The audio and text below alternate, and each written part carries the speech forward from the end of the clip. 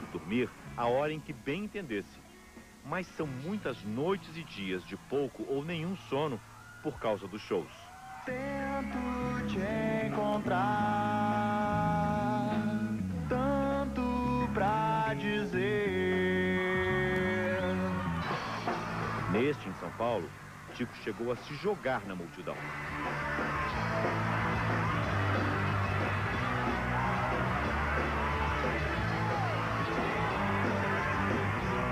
Depois dessa descarga de energia aí, eu tô bem.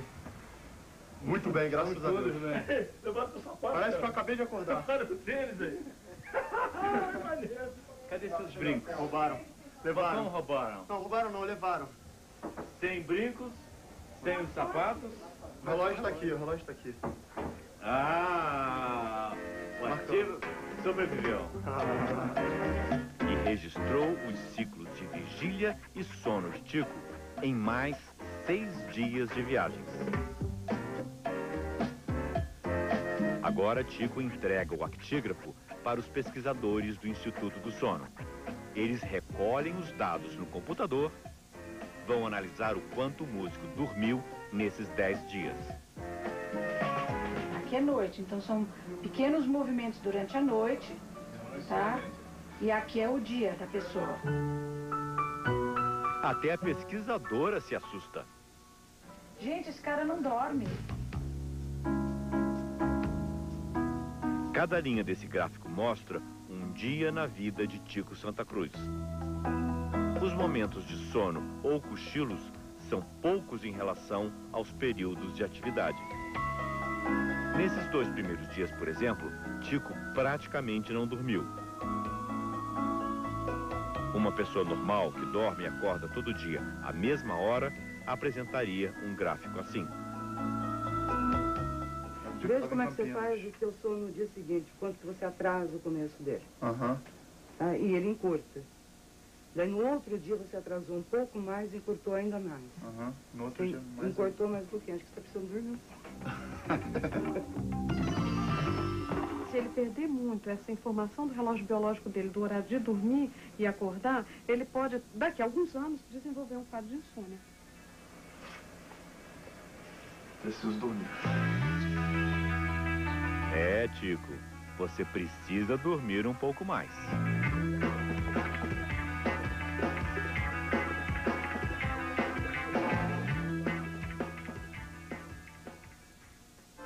Eles não podem cochilar.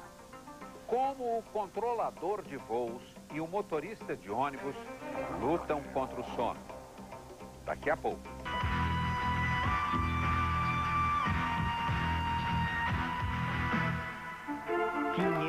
Voos por dia. Aqui no Aeroporto Internacional de Cumbica, em São Paulo, há sempre um avião que pousa, outro que decola, vários no ar. 24 horas sem interrupção. Tudo monitorado do alto da torre de controle. Aqui não pode haver erro. Uma falha pode causar um desastre. Miron José Coelho, há 20 anos nessa rotina, sabe disso. Ontem trabalhou de dia, anteontem à tarde. Hoje começou à meia-noite e irá até às 6 da manhã. Eu saio no período da manhã, das 6 horas da manhã. Trabalhei o turno da madrugada todinha. Se eu saio, eu não durmo nesse período, para que eu possa dormir somente no período da noite, para que eu não inverta o dia pela noite. O senhor dorme bem? Durmo razoavelmente bem. Nos períodos que eu tenho de descanso, eu durmo muito bem. Mas nem todo mundo consegue se adaptar tão facilmente ao trabalho em turnos. Porque quem determina qual a melhor hora para dormir e acordar é o relógio biológico que existe dentro de cada um. Se você encontrasse os vespertinos que gostam de trabalhar só à noite e pusessem esses trabalhando à noite, e os matutinos, aqueles que gostam de dia, só do dia, você teria um rendimento muito melhor, essas pessoas teriam uma qualidade de vida melhor e conseguiriam um desempenho muito mais adequado do que vem conseguindo hoje com esta variação de trabalho em turno. No caso de Miron, o domínio do sono é uma questão, literalmente, de vida e morte. É uma profissão muito estressante. Ela trabalha com vidas. E ela trabalhando com vidas, a margem de erro que ela tem é 0. E o acerto tem que ser sempre de 100%.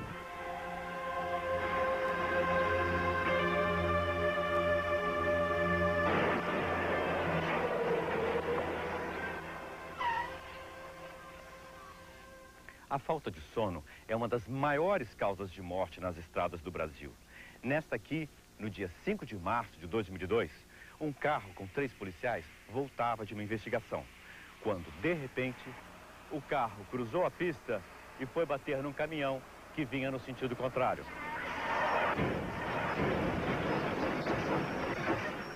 Esta carcaça retorcida foi o que sobrou do carro.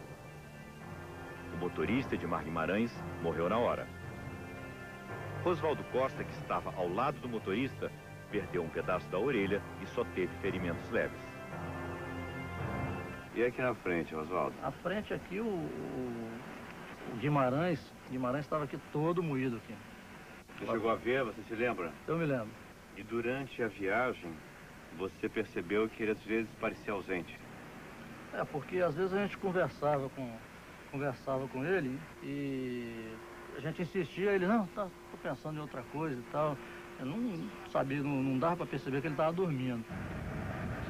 Acredita-se que o motorista tenha dormido ao volante depois de um almoço farto.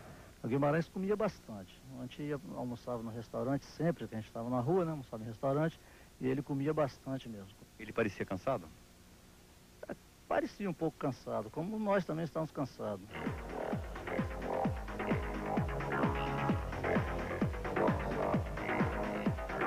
Você tem o erro alimentar que é extremamente frequente. Se nós imaginarmos que o Brasil é extremamente rico em churrascarias das estradas, você tem um estímulo à alimentação pesada.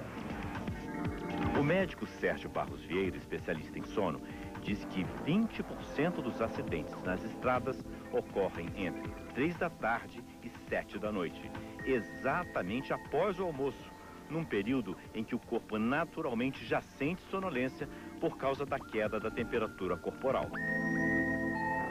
O Dr. Sérgio desenvolveu um programa de medicina do sono pioneiro e patenteado por uma empresa de ônibus. João Alexandre vai dirigir 10 horas esta noite, do Rio até Vitória. Antes de sair da empresa, é submetido a um teste que avalia a capacidade de reação a estímulos. João completa o teste em 18 segundos. Acima de 30 e abaixo de 10, ele não viajaria.